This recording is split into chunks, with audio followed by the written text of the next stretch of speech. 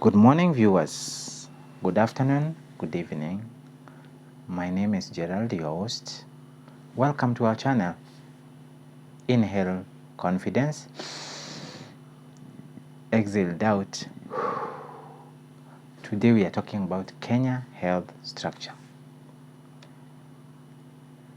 In 2010, a new constitution was promulgated and it enshrines articles such as article number 26, which gives people a right to life.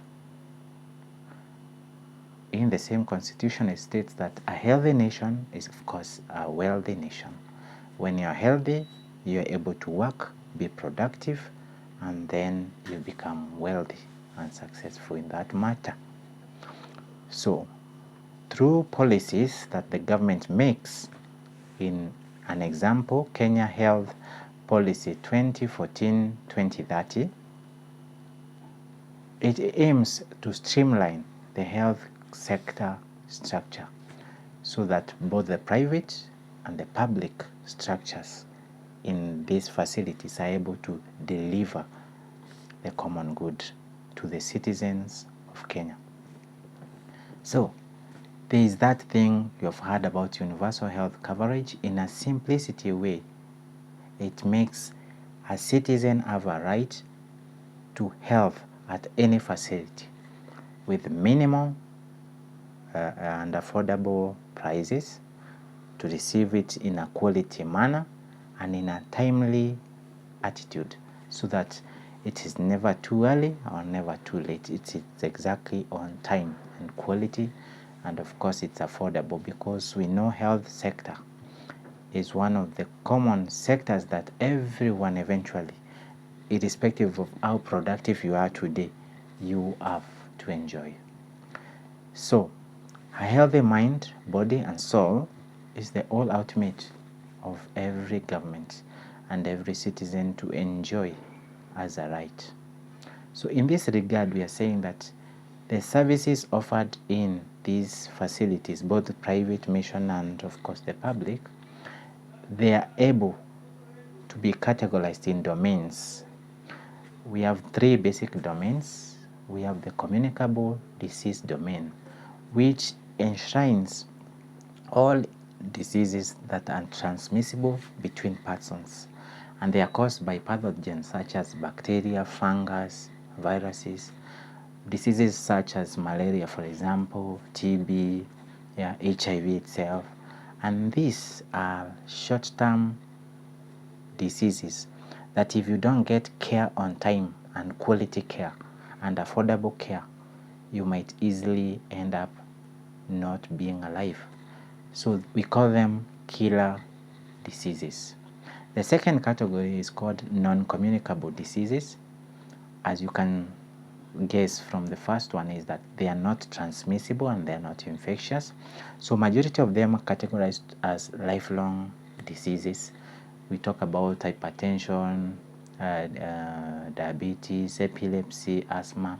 So they require long-term management, and that's why services that are offered at these levels will enable every citizen from down up side to be able to enjoy that facility, because they are lifelong. Then the third category, or the third domain, as we said, is the injuries. The injuries could be domestic violence injuries, occupational injuries, sometimes road accidents, especially now there are very many with the invention and the introduction of motorbikes and all kind of mobile facilities around. So the injuries are there, especially if they touch the backbone or the limbs. They make you either debilitating, that means you cannot be able to move from one place to another, or they torture you emotionally, because if you are the breadwinner and you get injured, you cannot work alone again. That means quite a generation of people in your dependency line will go not offered maybe things like food and such.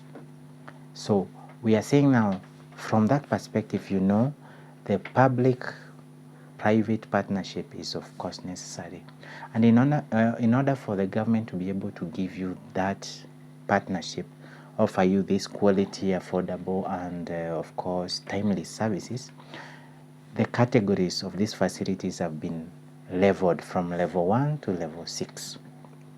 So according to that policy 2014-2030 health policy, there is level 1, which is the basic community hospital. Then there is level 2, of course, these are health dispensaries and clinics. Then we have level 3, which are smaller hospitals in the communities. They are dealing with both inpatient and outpatients. Inpatient meaning those who are able to spend a night or two in the hospital, and they're able to offer services while that person is hospitalized.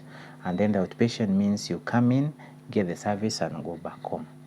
The third one is the health centers, which are smaller hospitals, like we have already done. Then the fourth one is primary referral hospitals, mostly in the sub-county regions. They might be private, public, or mission, but they are middle-sized hospitals. Then there is level 5, which is the county referral hospitals. They have more of the same structure as below we have already discussed, but now there is more consultancy services, more specialization comes in. Then we have number 6, which is the national stroke tertiary referral services, which are majorly large facilities. They are referral in nature. They could be private or public, but the majority of them are either teaching or research institutes.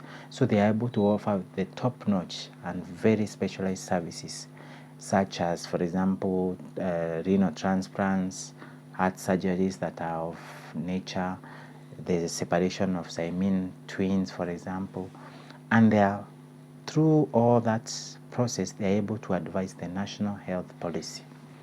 So it is good as a citizen to know your rights, but it is also good for the government to provide all these guidelines so that you can be able to follow.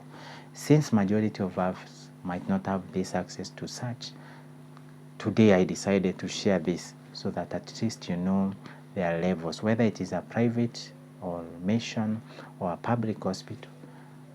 Nowadays, with the devolved government, it is easy for you and me to enjoy. And this is where it comes into perspective, the use of NHIF, for example, that everyone needs to be able to enjoy the service without offering money at today. So go out, get an NHIF card, pay the premiums, and you're able to enjoy these services from level 1 to level 7, of course, with other guidelines therein. View, share, comment, subscribe, and let's meet in our next video. Let's discuss and make our citizens receive the best services. A healthy nation is a wealthy nation. Thank you.